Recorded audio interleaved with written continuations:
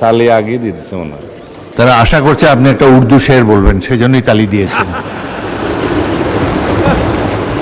মাননীয় সদস্যবৃন্দ, আমি এখন দাবি নম্বর 33 উত্থাপনের জন্য মাননীয় ধর্ম বিষয়ক মন্ত্রী কাজী শাহ মোফাজ্জল হোসেন কায়কোবাদের পক্ষে মাননীয় স্বরাষ্ট্রমন্ত্রী সালাউদ্দিন আহমদকে উত্থাপন করার জন্য আহ্বান জানাচ্ছি।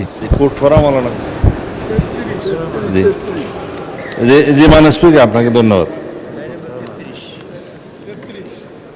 তালি আগে দিতেছে ওনার।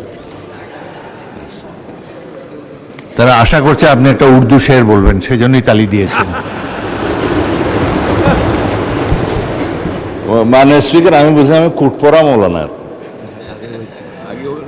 আমি মাননীয় স্পিকার একটা শায়ের শুনতে যাচ্ছেন আপনার কাছে। আমি না, মাননীয় বিরোধী দলীয় সদস্যরা শুনতে যাচ্ছেন। মাননীয় স্পিকার, সেদিন আগে উত্থাপন করুন। জি, আমি সালাউদ্দিন আহমদ, স্বরাষ্ট্রমন্ত্রী, মাননীয় ধর্ম বিষয়ক মন্ত্রী জনাব কাজী শাহ মোফাজ্জল হোসেন কায়কোবাদের পক্ষে প্রস্তাব করছি যে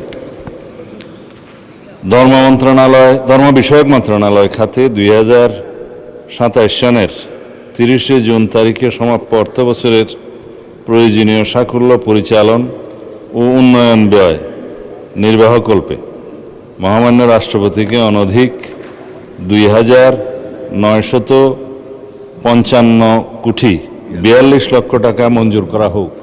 ধন্যবাদ মাননীয় স্পিকার। মাননীয় সদস্যবৃন্দ, যেহেতু এই দাবির উপর আলোচনা না করার ব্যাপারে নোটিশদাতা মাননীয় সদস্যগণ সম্মত হয়েছেন, সে কারণে এটিকে আমি সরাসরি ভোটে দিচ্ছি। সংসদের সামনে প্রশ্ন হচ্ছে, মাননীয় ধর্ম বিষয়ক মন্ত্রী কাজী শাহ মোফাজ্জল হোসেন কায়কোবাদের পক্ষে স্বরাষ্ট্রমন্ত্রী সালাউদ্দিন আহমদ কর্তৃক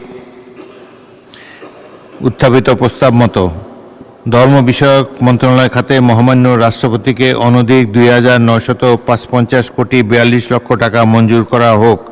যারা এই প্রস্তাবের পক্ষে আছেন তারা হ্যাঁ বলুন, যারা এই প্রস্তাবের বিপক্ষে আছেন তারা না বলুন।